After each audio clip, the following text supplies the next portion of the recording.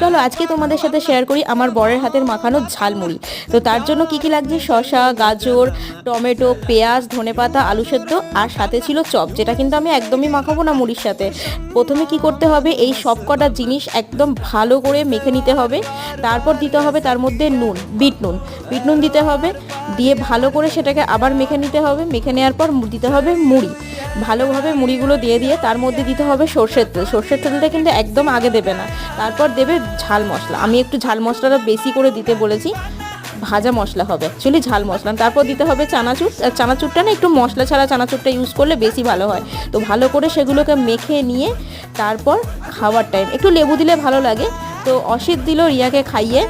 রিয়ার তো খুব ভালো লেগেছে, বাট আমি তো খাইনি, আমাকে ট্রাই করে দেখতে হবে। তো চলো এবার আমি খেয়ে দেখি কেমন লেগেছে। ভালো করে মুড়িটা নিয়ে গালে পুড়ে দিলাম, তার সাথে একটা কাঁচা লঙ্কা। দারুণ হয়েছিল, কিন্তু তোমরাও বাড়িতে ট্রাই করে দেখতে পারো, খুবই ভালো লাগে।